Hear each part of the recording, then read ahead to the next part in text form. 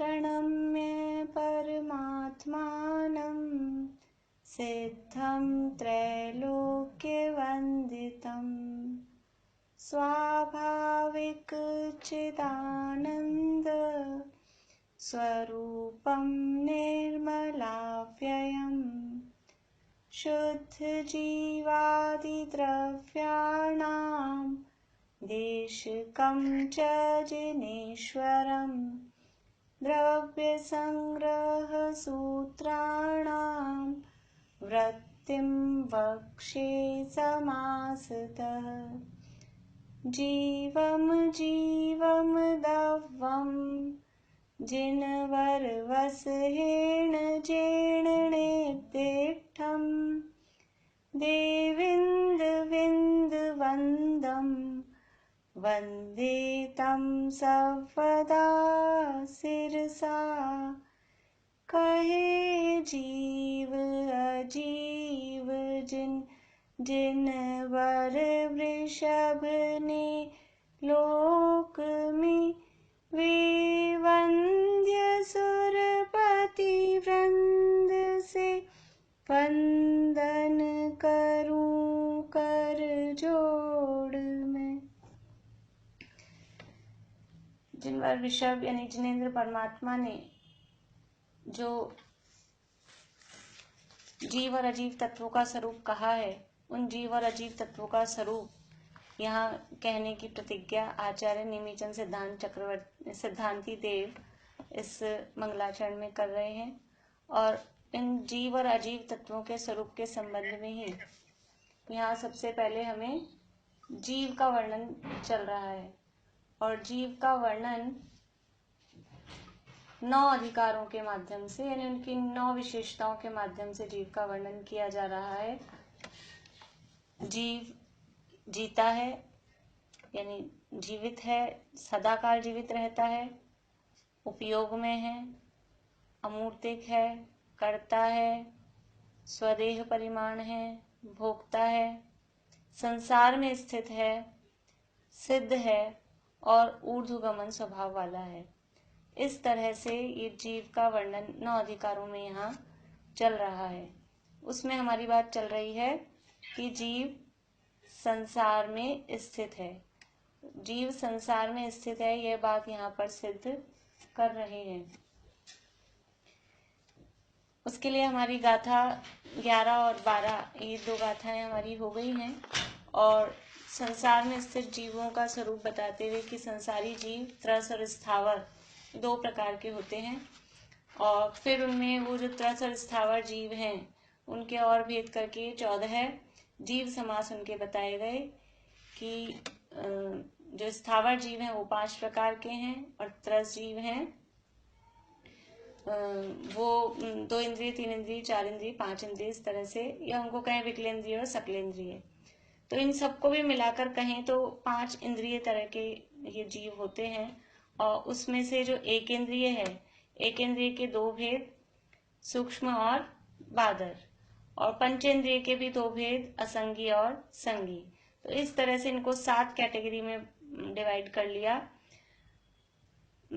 सूक्ष्म एक इंद्रिय, बादर एक इंद्रिय, 2 इंद्रिय, 3 इंद्रिय, 4 इंद्रिय, असंगी पंचेंद्रिय और संगी पंचेंद्रिय। इस तरह से ये 7 प्रकार के जीव, इनको 7 ग्रुप्स में रखा। और ये सातों के सातों ही जीव पर्याप्त और अपर्याप्त 2 टाइप्स के होते हैं। इस तरह से 14 जीव समास कहे। पर्याप्त किसे कहते हैं और अपर्याप्त किसे कहते हैं, इसकी चर्चा हमने कल की थी कि जिनके पर्याप्त नामकर्म के उदय से जो उनके योग्य जितनी भी पर्याप्तियां हैं, एक इंद्रिय के योग्य 4 पर्याप्तियां हैं, 2 इंद्रिय से असंगी तक के योग्य 5 पर्याप्तियां हैं और संगी पंचेंद्रिय के 6 पर्याप्तियां योग्य है। तो यदि वो अपने योग्य पर्याप्तियों को पूर्ण करता है तो वो पर्याप्त कहलाता है। और यदि वो अपने योग्य पर्याप्तियों को पूर्ण नहीं कर पाता, उससे पहले ही उसका मरण हो जाता है, तो वह अपर्याप्त कहलाता है। इस तरह से ये 14 जीव समास बताए। इसके बाद में हमारी बात चल रही थी गाथा 13 पे कि जीव अशुद्ध न से और शुद्ध न से जीवों का वर्णन किस प्रकार किया गया है। गाथा का पाठ करते हैं एक बार हम। मग्गण गुण ठाणे हिय 14 हवन्तितः शुद्धनया विण्णेया संसारी सव्वे शुद्धाहु शुद्धनया।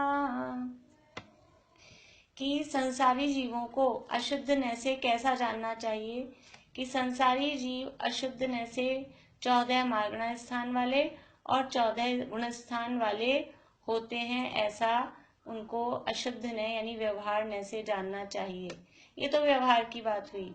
वास्तव में जीव कैसे होते हैं कि वास्तव में सव्वे शुद्धाहु शुद्ध नया, वास्तव में शुद्ध न, वास्तव में यानी शुद्ध न से, शुद्ध न से यानी निश्चय न से, निश्चय न से देखा जाए तो सभी जीव शुद्ध ही होते हैं। इस तरह से ये यहाँ गाथा का अर्थ हुआ। अब हमारी बात चल रही थी कि गुणस्थानों पे। गुणस्थान किसे कहते हैं? मोह और योग के निमित्त से जीव के श्रद्धा और चारित्र गुण की होने वाली तारतम्य रूप अवस्थाओं को गुणस्थान कहते हैं। ये गुणस्थान कितने होते हैं? ये गुणस्थानों के नाम यहाँ बताए। गुणस्थान 14 होते हैं। मुझे नाम सुना सकते हैं कोई 14 गुणस्थानों के? बोलिए। निशा आंटी आप बोलिए। निशा आंटी।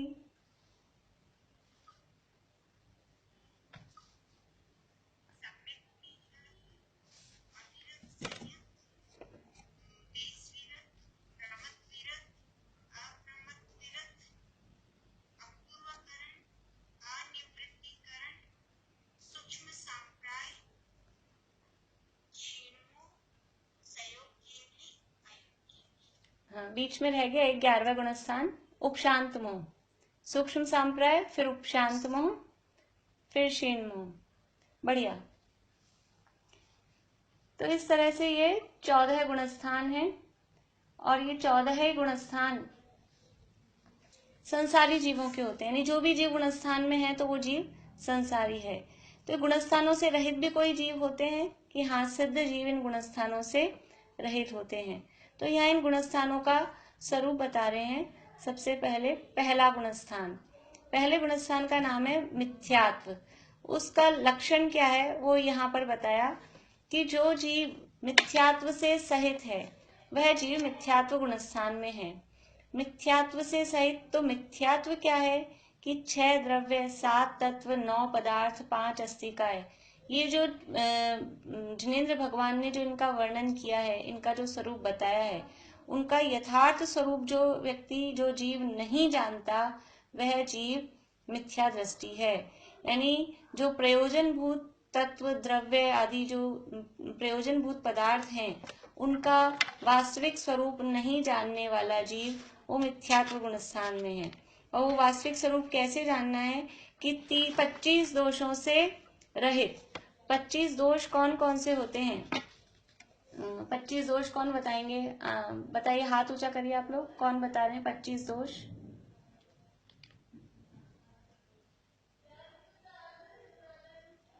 हैंड रेज इसमें करना है आपको।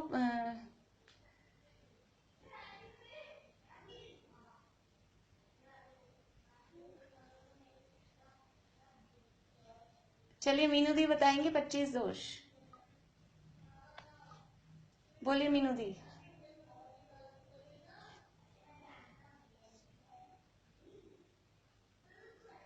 मीनू दी अनम्यूट। आवाज नहीं आ रही आपकी, बोलिए। हाँ हाँ हाँ।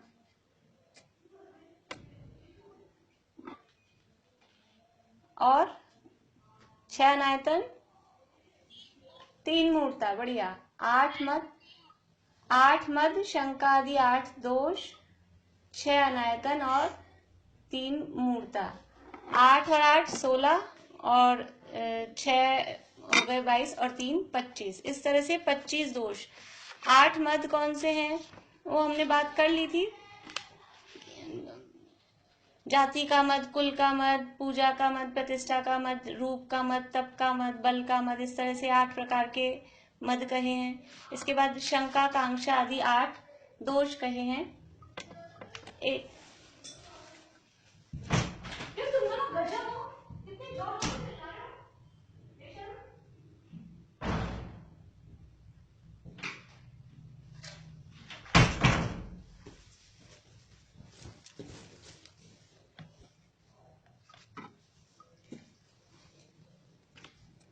ये 8 शंका, कांक्षा, विचिकित्सा, मूढ़ दृष्टि, अस्थितीकरण, अवास्तल्य, अप्रभावना, इस तरह से ये 8 शंका, कांक्षा आदि दोष कहे हैं।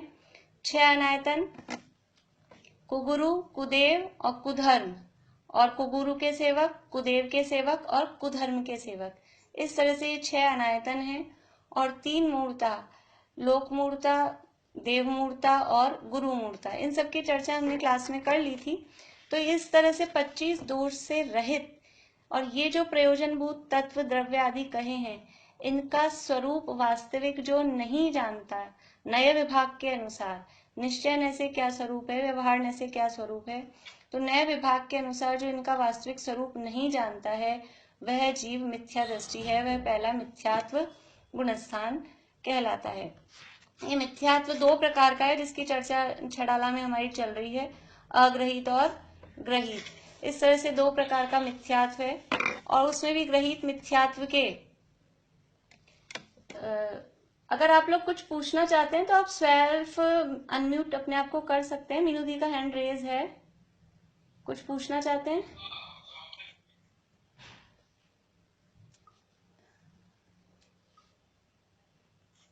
हाँ मीनू दी, आप कुछ बोलना चाहते हैं? हाँ, तो वो आपका हैंड रेज आ रहा था, इसलिए आप लोगों को अगर कुछ बोलना हो तो आप खुद सेल्फ अपने आप को अनम्यूट कर सकते हैं और फिर बोल सकते हैं, फिर वापस से म्यूट कर लें।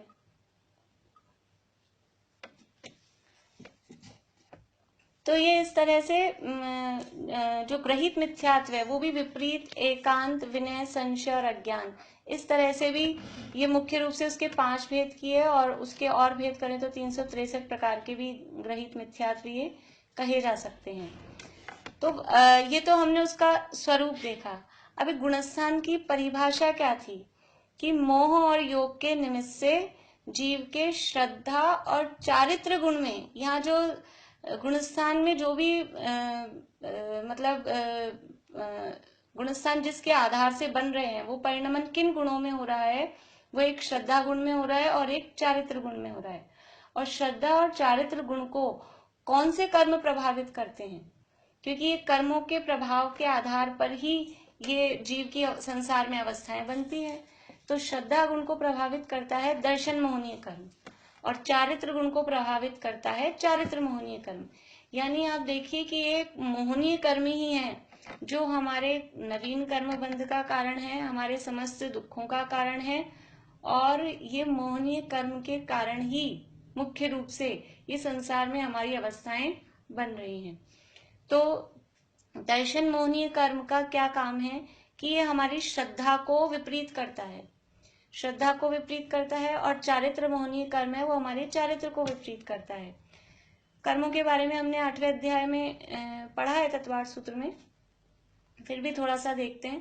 तो दर्शन मोहनीय कर्म है, ये 3 प्रकार का है, इसके 3 भेद हैं, एक मिथ्यात्व, सम्यक मिथ्यात्व और सम्यक्त्व प्रकृति।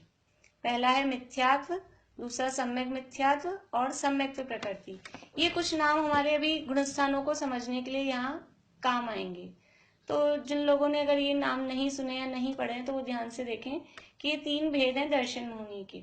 इसमें ये मिथ्यात्व नाम का गुणस्थान कौन से कर्म के उदय से बन रहा है कि मिथ्यात्व नामक दर्शन मोहनीय कर्म का उदय होने से ये जो जीव के अंदर में ऐसी परिणति होती है कि वो जो तत्वों का और द्रव्यों का वास्तविक स्वरूप है उसको नहीं जान पाता, या ये कहें कि जीव के अंदर में ऐसी परिणति जिस समय चल रही होती है कि वो उसकी जो श्रद्धा है, उसकी जो मान्यता है 7 तत्व 6 द्रव्य आदि के संबंध में, वो उल्टी चल रही होती है। उस समय सामने कौन से कर्म का उदय होता है, कौन सा कर्म सामने खड़ा होता है, तो उस समय वो सामने खड़ा होता है दर्शन मोहनीय नामक, मिथ्यात्व नामक दर्शन मोहनीय कर्म। तो इस तरह से मिथ्यात्व नामक दर्शन मोहनीय कर्म के उदय से जीव की जो अतत्व श्रद्धान रूप, अतत्व श्रद्धान मतलब ये जो तत्व द्रव्य आदि कहे उनका विपरीत, वो अतत्व, उन अतत्वों का श्रद्धान रूप जो जीव की परिणति हो रही है, या कहें कि तत्वों का अश्रद्धान रूप जो जीव की परिणति हो रही है। 7 तत्व, 6 द्रव्य, 9 पदार्थ, 5 अस्थिकाय, ये सबको मिला के कभी हम एक तत्व शब्द बोल देंगे या कभी द्रव्य शब्द बोल देंगे। तो ये तत्वों के अश्रद्धान रूप जो जीव की परिणति हो रही है, उस जीव की अवस्था का नाम, ये गुणस्थान जीव की अवस्था है। गुणस्थान कोई बाहर में किसी क्षेत्र का नाम है, किसी वस्तु का नाम नहीं है। ये गुणस्थान जीव के श्रद्धा गुण की और चारित्र गुण की परिणति का नाम है। तो जिस समय जीव के श्रद्धा गुण में ऐसी विपरीत परिणति चल रही होती है, उस समय जीव की उस अवस्था का नाम मिथ्यात्व गुणस्थान कहा जाता है, और इसे पहला नंबर शास्त्रों में दिया गया है। ये पहला गुणस्थान मिथ्यात्व नाम का गुणस्थान है। तो हम देखेंगे इस मिथ्यात्व गुणस्थान में कौन से कर्म का उदय है। तो मिथ्यात्व नामक दर्शन मोहनीय कर्म का उदय, इसमें ये निमित्त है। कर्म का उदय जीव की परिणति में, जीव की अवस्था में निमित्त है। और हो क्या रहा है उससे कि ये जीव की अवस्था तत्वों के अश्रद्धान रूप इस समय हो रही है। तो ये मिथ्यात्व नामक दर्शन मोहनीय कर्म के उदय से ये पहला मिथ्यात्व गुणस्थान कहा जाता है। इसके बाद में हमने थोड़ी चर्चा सासादन गुणस्थान की भी की थी। देखिए अपनी पुस्तक में पेज नंबर 40 पर बृहद्रव्य संग्रह ब्रह्मदेव सूरी की जो टीका है, उसमें पेज नंबर 40 पर ऊपर से दूसरी लाइन हिंदी अनुवाद में, सासादन गुणस्थान। पत्थर में उकेरी हुई रेखा समान अनंतानुबंधी क्रोध, मान, माया और लोभ में से किसी एक के उदय द्वारा प्रथम उपशम सम्यक्त्व से गिरकर जहां तक मिथ्यात्व को प्राप्त न हो, वहां तक सम्यक्त्व और मिथ्यात्व इन दोनों के बीच के परिणाम वाला जीव सासादन है। देखिए अभी हम थोड़ा दर्शन मोहनीय चारित्र मोहनीय कर्म के बारे में देख रहे थे। तो दर्शन मोहनीय कर्म के 3 भेद देखे और चारित्र मोहनीय कर्म के 25 भेद हैं, 25 कषाएं। दर्शन मोहनीय कर्म के मिथ्यात्व, सम्यक मिथ्यात्व और सम्यक प्रकृति, ये नाम अभी हमारे यहाँ काम आने वाले हैं। और चारित्र मोहनीय कर्म में अनंतानुबंधी 4, क्रोधमान माया लोभ, अप्रत्याख्यानावरण क्रोधमान माया लोभ, प्रत्याख्यानावरण क्रोधमान माया लोभ और संज्वलन क्रोधमान माया लोभ। इस तरह से ये 16 कषाएं हुई और 9 कषाएं हास्य, रति, अरति, शोक, भय, जुगुप्सा, श्रीवेद, पुरुषवेद और नपुंसक वेद।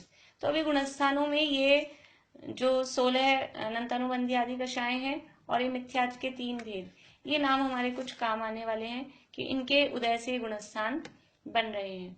तो जो पहला गुणस्थान था मिथ्यात्व नामक गुणस्थान, उसमें कौन से कर्म का उदय निमित्त बन रहा था? मिथ्यात्व कर्म का। अब यहाँ जो दूसरा गुणस्थान है, ये दूसरा गुणस्थान किसके निमित्त से बनता है? वो यहाँ कह रहे हैं कि पत्थर में उकेरी हुई रेखा के समान अनंतानुबंधी क्रोध, मान, माया और लोभ में से किसी एक के उदय द्वारा, उदय द्वारा यानी उसके निमित्त उदय होने पर, उदय का निमित्त होने पर। कौन सी कषाय का? अनंतानुबंधी, अनंतानुबंधी के 4 भेद, अनंतानुबंधी क्रोध, अनंतानुबंधी मान, अनंतानुबंधी माया और अनंतानुबंधी लोभ।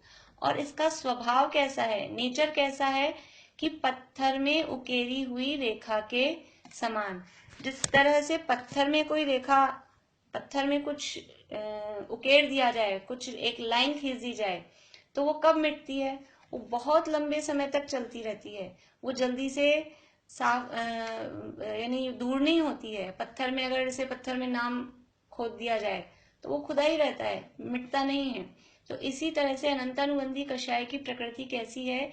ये कषाय ऐसी है जो अंदर हमारे खुद ही रहती है, मीन्स अंदर जमी रहती है। यानी कोई किसी के प्रति हमारे क्रोध, मान, माया अथवा लोभ ऐसे परिणाम अगर हमारे अंदर उत्पन्न हो गए, तो ये परिणाम भवों भवों तक, कई जन्मों तक हमारे साथ क्रोध के, मान के परिणाम साथ चलते रहते हैं। ऐसा स्वभाव इस अनंतानुबंधी कषाय का है। यानी किसी के प्रति हमने क्रोध कर लिया, गुस्सा कर लिया, तो वो क्रोध का, गुस्से का परिणाम कई भवों तक, जन्म जन्मांतरों तक हमारे साथ चलता रहे, ये अनंतानुबंधी का स्वभाव है।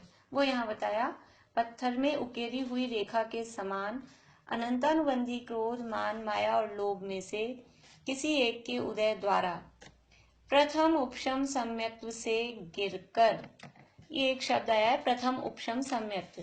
तो देखिए, सम्यक्त्व तो हमने थोड़ा परिचित है सम्यक्त्व शब्द से, कि सम्यक यानी सम्यक दर्शन, जिसके लिए ये सारा हमारा समझ लीजिए उद्यम चल रहा है। सम्यक दर्शन मतलब आत्मा का अनुभव, आत्मा का अनुभव, और या कहें सात तत्वों की यथार्थ श्रद्धा। मिथ्यात्व का अपोजिट है सम्यक्त्व।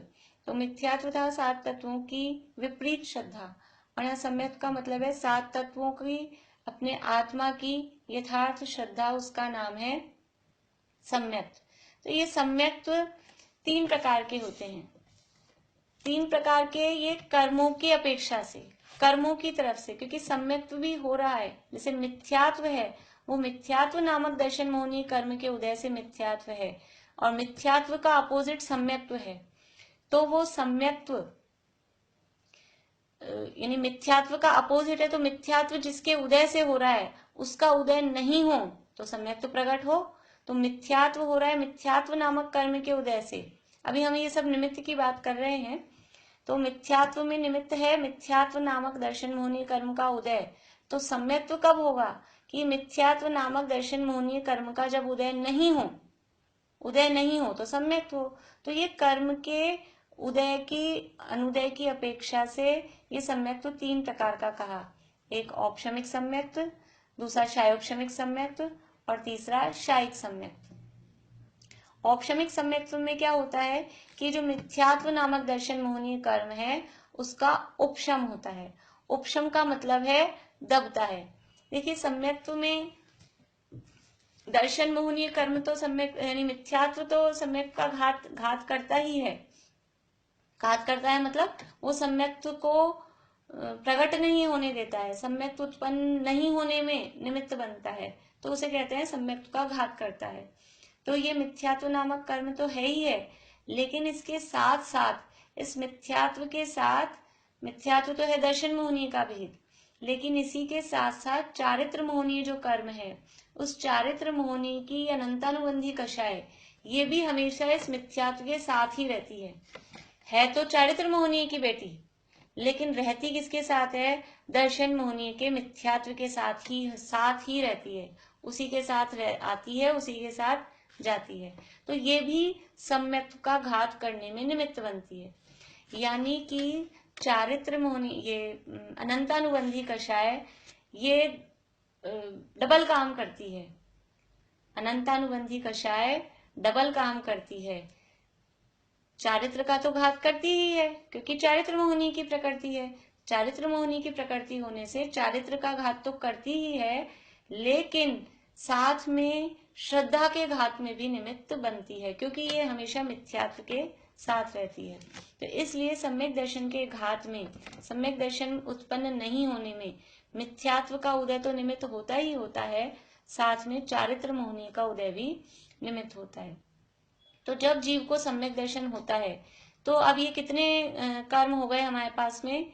चार तो अनंतानुबंधी के, अनंतानुबंधी क्रोध, मान, माया और लोभ, और दर्शन मोहनी के तीन, मिथ्यात्व, सम्यक मिथ्यात्व और सम्यक्त्व प्रकृति। तो इस तरह से सम्यक्त्व के घातक या सम्यक्त्व के विराधक, ये सात प्रकृतियां हमारे पास में हैं। तो इसमें से जो मिथ्यात्व प्रकृति का उदय होता है, तब तो मिथ्यात्व होता है। अब यदि इन सात प्रकृतियों का दबा दिया जाए, इन सात प्रकृतियों का उपशम कर दिया जाए, उपशम मीन्स दबाना, तो इन सात प्रकृतियों को जब दबा दिया जाए मीन्स कैसे दबाएंगे कि सात प्रकृतियां कहीं पड़ी हुई मिलती होंगी हमको, फिर हम इनको किसी पत्थर के नीचे दबा दें, ऐसा नहीं है।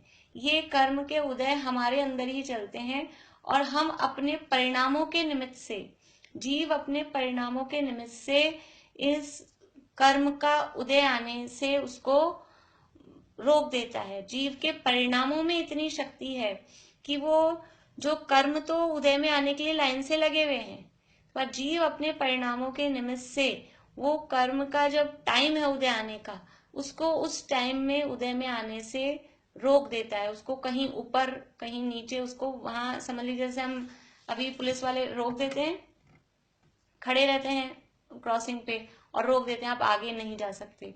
इसी तरह से जीव के विशुद्ध परिणाम, कौन से विशुद्ध परिणाम, कि आत्मा के सन्मुख जो परिणाम है ये तो है विशुद्ध परिणाम, और जैसे ही वो आत्मा का अनुभव हुआ वो कहलाते हैं शुद्ध परिणाम।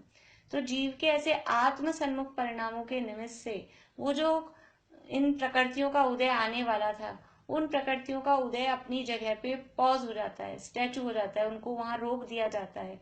तो कहा जाता है कि ये कर्मों को दबा दिया, कर्मों को उपशमित कर दिया। तो जब सबसे पहले जीव अपने आत्मा के सन्मुख होने का पुरुषार्थ करता है, आत्मा का अनुभव करने का पुरुषार्थ करता है, तो सबसे पहले ये दर्शन मोहिनी की तीन अभी हम जनरल बात कर रहे हैं, यद्यपि अनादि काल से जो मिथ्या दृष्टि जीव है उसके पास ये तीनों नहीं है, लेकिन अभी हम सामान्य रूप से 3 बोलते हैं इनको। तो ये दर्शन मोहिनी की 3 और चारित्र मोहिनी की 4, इन सातों प्रकृतियों को वो दबा देते हैं। तो वो जब सबसे पहले ऐसा हुआ तो उस समय जीव को औपशमिक सम्यक दर्शन प्रकट होता है। तो इसे कहते हैं औपशमिक सम्यक दर्शन। और ये जब भी जीव को होगा सबसे पहले आत्मा का अनुभव, तो ये औपशमिक सम्यक दर्शन ही होता है। अब ये औपशमिक सम्यक दर्शन के बाद में क्या है कि अभी तो ये दबाया है, और दबी हुई चीज ज्यादा दे, दबाना मतलब बेहोश करना, और जो भी बेहोश है दबी हुई है वो थोड़ी देर में ऊपर उठ के आएगी, वो उसको जागृति आएगी। तो ये जो दबाने वाला प्रोसेस है ये केवल अंतर मुहूर्त के लिए ही रहता है। अंतर मुहूर्त के बाद अब उसमें कुछ ना कुछ होगा। तो क्या क्या हो सकता है कि अब ये 7 प्रकृतियां थी, 7 को दबाया था, तो इसमें से या तो मिथ्यात्व का उदय आ जाए एक बात, या फिर सम्यक मिथ्यात्व का उदय आ जाए, या सम्यक प्रकृति का उदय आ जाए, या अनंतानुबंधी क्रोध मान माया लोभ में से किसी एक का उदय आ जाए। ये बात हमारे सामने हो सकती है। 4 रास्ते हो सकते हैं, या तो मिथ्यात्व का उदय आ जाए, या सम्यक मिथ्यात्व का उदय आ जाए, या सम्यक प्रकृति का आ जाए, या अनंतानुबंधी में से किसी एक का उदय आ जाए। ये 4 चीजें उस औपशमिक सम्यक्त्व का जो पहली बार सम्यक दर्शन हुआ कर्मों को दबाकर, उसका टाइम पूरा होने के बाद ये 4 बातों में से कोई ना कोई एक बात नियम से होगी ही होगी, क्योंकि उसका टाइम तो अंतर्मुहूर्त है और वो उससे ज्यादा नहीं रह सकता। तो अब इन चारों में से यदि, अभी देखिए वापस अपने को अभी साधन गुण स्थान समझना है, ये जितनी बात अभी समझिए इसको माइंड में रखना है, इसी बात में से भी आगे भी काम आएगी आगे के गुण स्थानों में। तो अभी अपने को क्या समझना है यहाँ पे, देखिए फिर से देखिए, पत्थर में उकेरी हुई रेखा के समान अनंतानुबंधी क्रोध मान माया और लोभ में से किसी एक के उदय द्वारा प्रथम उपशम सम्यक्त्व से गिरकर जहां तक मिथ्यात्व को प्राप्त न हो वहां तक सम्यक्त्व और मिथ्यात्व इन दोनों के बीच के परिणाम वाला जीव साधन है। अब ये जो प्रथम उपशम सम्यक्त्व है, प्रथम उपशम सम्यक्त्व का जो टाइम है, इसका टाइम कितना बताया अभी हमने, इसका टाइम बताया है अंतर मुहूर्त। अंतर मुहूर्त मतलब कि 48 मिनट के अंदर अंदर, ऐसा समझिए।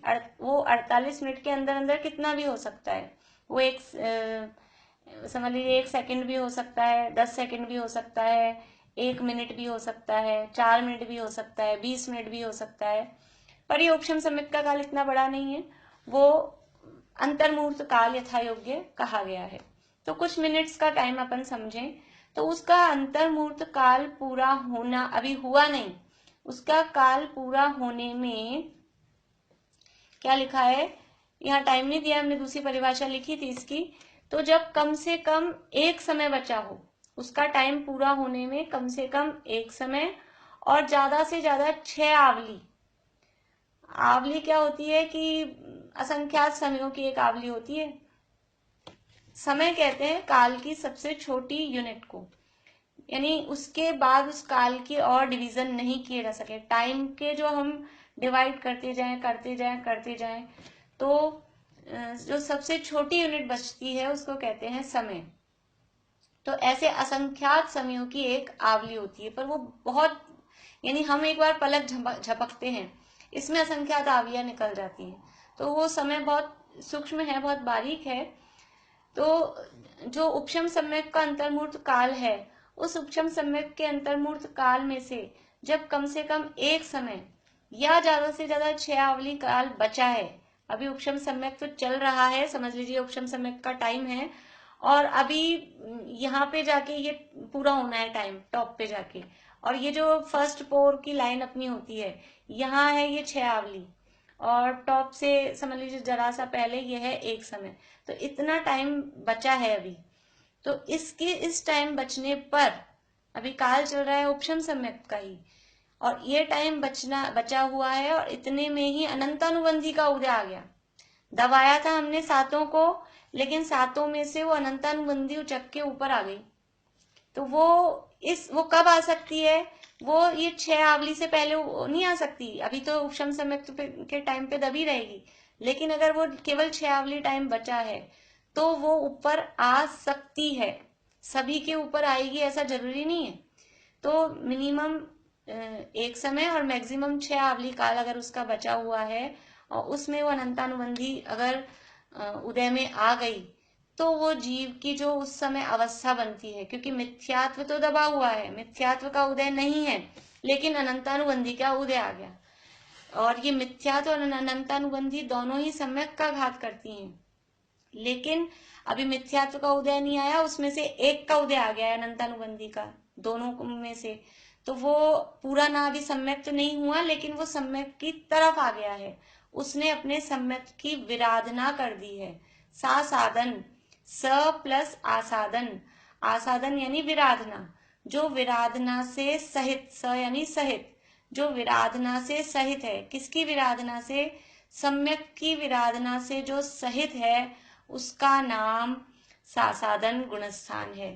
तो इस तरह से ये प्रथमोपशम सम्यक के अंतर्मूर्त काल में से जब जघन्य यानी कम से कम 1 समय और अधिक से अधिक 6 आवली काल शेष रहे, उतने समय में से अनंतानुबंधी क्रोध मान माया लोभ में से किसी एक के उदय आने पर जो सम्यक की विराधना रूप जो जीव की परिणति होती है, उस अवस्था का नाम सासादन गुणस्थान है। ये बीच की अवस्था है, सम्यक्त्व से गिर गया है और मिथ्यात्व रूपी धरती पर नहीं पहुंचा है। तो ये सम्यक्त्व की विराधना हुई और अभी तक मिथ्यात्व पे भी पूरा नहीं पहुंचा है। तो ऐसी स्थिति का नाम है, ये लिखा है वहां तक सम्यक्त्व और मिथ्यात्व इन दोनों के बीच के परिणाम वाला जीव, वो जीव ही सासादन है। ये जो गुणस्थान है ये जीव की अवस्था का नाम है, वो सासादन गुणस्थान वर्ती जीव हुआ है। तो इस तरह से ये सासादन गुणस्थान कहा जाता है। फिर से एक बार पढ़ के देखते हैं। पत्थर में उकेरी हुई रेखा समान अनंतानुबंधी क्रोध मान माया और लोभ में से किसी एक के उदय द्वारा प्रथम उपशम सम्यक्त्व से गिरकर जहां तक मिथ्यात्व को प्राप्त न हो, वहां तक सम्यक्त्व और मिथ्यात्व इन दोनों के बीच के परिणाम वाला जीव सासादन है। सम्यक्त्व से छूट चुका है लेकिन मिथ्यात्व पे नहीं पहुंचा है। जैसे कोई व्यक्ति, कोई पेड़ से फल टूट गया है लेकिन अभी जमीन पर नहीं पहुंचा है, लेकिन निश्चित रूप से वो जमीन पर पहुंचेगा।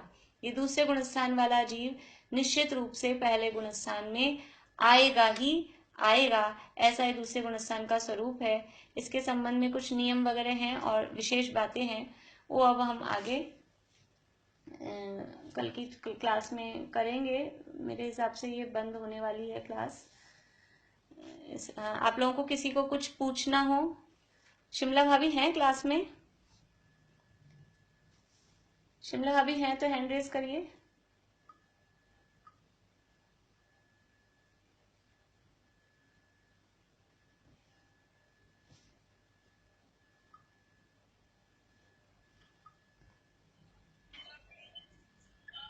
हाँ, नहीं है शायद। चलिए, आप लोगों को कुछ अगर पूछना हो, नहीं समझ में आया हो तो आप लोग बोलिए।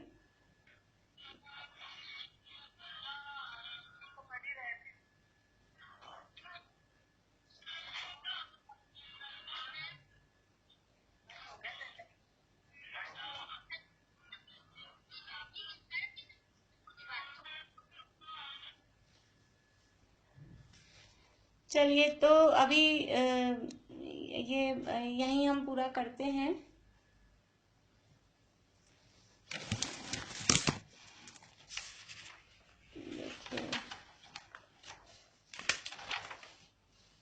दूसरे गुणस्थान के संबंध में कुछ नियम मैंने उस दिन भी आपको बताए थे क्लास में कि दूसरे गुणस्थान की प्राप्ति किसको होती है, कि औपशमिक सम्यक दृष्टि को ही होती है।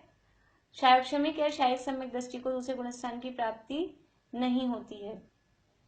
और जब औपशमिक सम्यक का, हाँ मीनू दी क्या बोल रहे हैं? आपकी आवाज क्लियर नहीं आ रही है,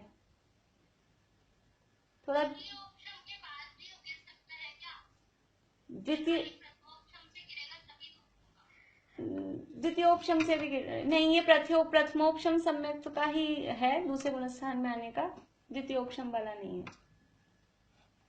प्रथमोपशम सम्यक के अंतर्मूर्त काल में से ही जब जघन्य एक समय और उत्कृष्ट छयावली काल शेष रहता है, तभी ये सासाधन गुणस्थान होता है। और किसी को कुछ पूछना है?